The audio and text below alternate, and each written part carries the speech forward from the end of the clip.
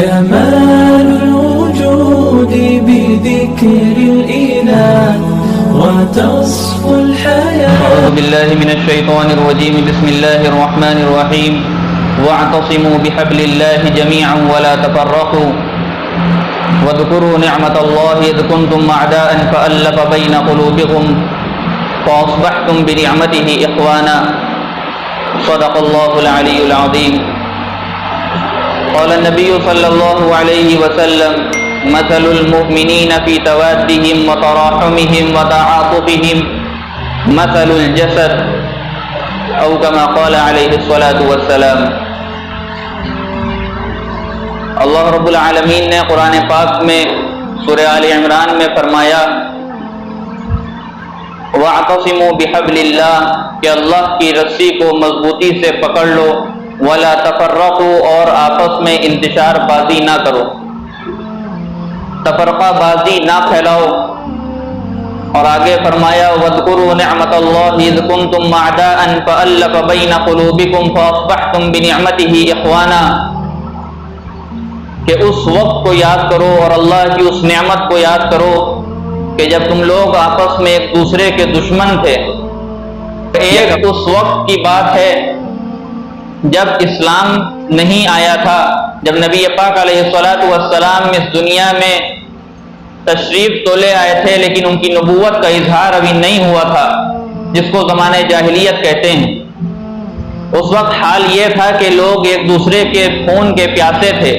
ایک دوسرے کے جان کے دشمن بنے ہوئے تھے. اور جان کا دشمن کسی بڑی بات پر نہیں بنتے بلکہ چھوٹی چھوٹی باتوں پر ایک دوسرے کے خون کے پیاسے ہو جاتے تھے. وہ بات کوئی اور نہیں ہوتی، صرف اتنی سی ہوتی تھی کہ اگر کسی شخص کا جانور دوسرے شخص کے جانور سے پہلے پانی پی لیتا تو دونوں میں دشمنی چل پڑتی اور سالوں سال تک کے چلتی اور نسلاً بعد نسلین یہ دشمنی بدلتی رہتی اور ٹرانسفر ہوتی رہتی اور لوگ اس جنگ کو لڑا کرتے تھے. لیکن جب اسلام آیا، جب نبی پاک علیہ الصلاۃ والسلام پیارا اور اچھا سا دین لے کر کے اس دنیا میں تشریف لائے اور اسلام کے قوانین و احکامات کو اس دنیا پر اللہ تبارک و تعالیٰ نے نافذ کرنا شروع کیا اور نازل فرمانا شروع کیا قرآن پاک کو، تو اس وقت جو پہلے زمانے جاہلیت میں ایک دوسرے کے دشمن ہوا کرتے تھے، اس اسلام کی برکت سے، اس اسلام کی دولت کی برکت سے، اللہ کی اس عظیم نعمت کی برکت سے ایک دوسرے کے بھائی بن گئے،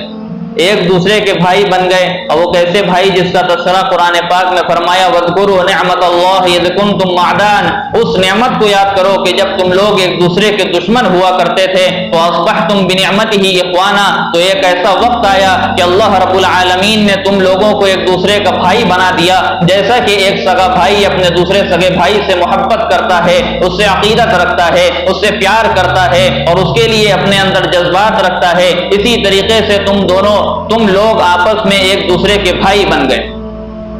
اور یہ بھائی بننے کا سلسلہ ایک ایسا ہوا کہ صحابہ کرام رضوان اللہ علیہم اجمعین کے بارے میں فرمایا کہ جب یہ زمانے جاہلیت میں تھے تب تو تھے خون کے پیاسے، لیکن جب اسلام میں داخل ہوئے اور صحابہ کا ان کو صحابہ کا مقام ملا رضی اللہ عنہم ورضوا عنہ کا ان کو سرٹیفکیٹ دیا گیا، اولئک اصحاب الجنہ کا ان کو ٹکٹ دیا گیا، تو ان کا حال یہ ہو گیا کہ جب یہ کسی جنگ میں گئے اور وہاں ان کے اوپر حملہ کیا گیا دشمنوں کی طرف سے اور لوگ صحابہ کرام رضوان اللہ علیہم اجمعین گرے پڑے تھے اور آخری سانسیں گن رہے تھے. 3 سے 4 صحابی تھے، ایک صحابی آتے ہیں اپنے ساتھ پیالے میں پانی لے کر کے، اور آخری وقت جیسا کہ ہم اور آپ جانتے ہیں کہ آخری وقت میں پیاس شدید لگتی ہے، شدت کی پیاس ہوتی ہے، شدت کی پیاس ہوتی ہے. اس وقت ایک صحابی رضی اللہ عنہ پانی کا پیالہ لے کر کے آئے اور پوچھا، ایک صحابی کا انتقال ہونے والا تھا، ان سے کہا کہ پانی پی لو. ان کو پلانے ہی والے تھے کہ بغل والے صحابی کے پاس سے آواز آ گئی کہ پانی کی طلب ہو رہی ہے، گویا کہ ان کا بھی آخری وقت چل رہا تھا. تو یہ پہلے صحابی نے منع کر دیا کہ نہیں، ہم پانی نہیں پیئیں گے، پہلے ان کے پاس لے جاؤ، ان کو پانی پلا دو، شاید ہم سے زیادہ ان کو ضرورت ہو. جب ان کے پاس پہنچتے ہیں تو تیسرے کے پاس سے آواز آ جاتی ہے پانی کی، تو دوسرے والے بھی منع کر دیتے ہیں کہ پہلے ان کے پاس لے جاؤ، پہلے ان کے پاس لے جاؤ، کیا پتا ہم سے زیادہ ضرورت ان کو ہو، ہم سے زیادہ شدت کی پیاس ان کو لگی ہو. بالآخر تینوں میں سے کسی کو پانی نہیں مل پاتا اور تینوں لوگ اس دنیا سے رخصت ہو جاتے ہیں اور شہادت کا مقام حاصل کر لیتے ہیں۔ یہ تھا صحابہ کرام رضوان اللہ علیہ مجمعین کے درمیان اخوت و بھائی چارے کی ایک علامت تھی۔ اسی لیے قرآن پاک میں اس کا تذکرہ ملتا ہے۔ اسی کے ساتھ ساتھ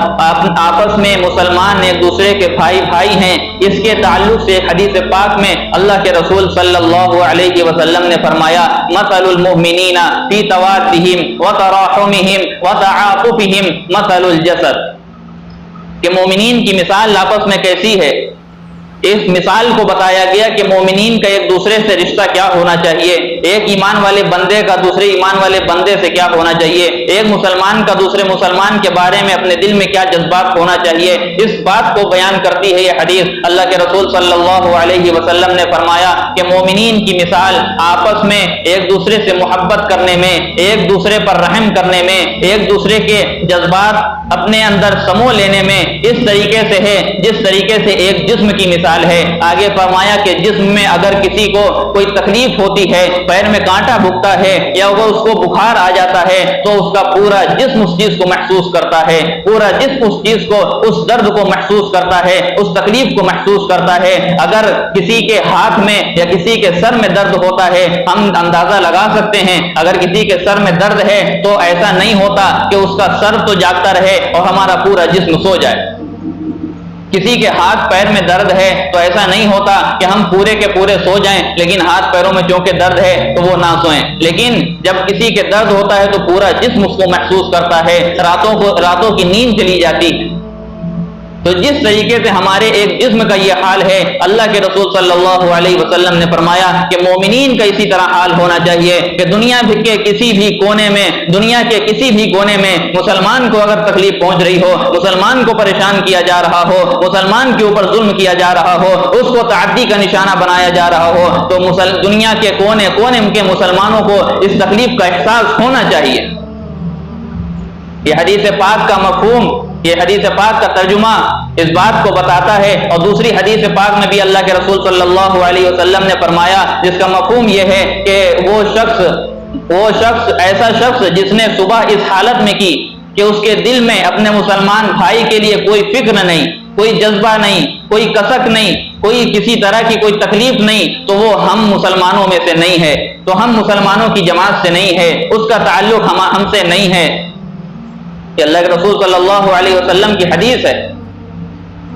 تو ہم کو چاہیے کہ جس طریقے سے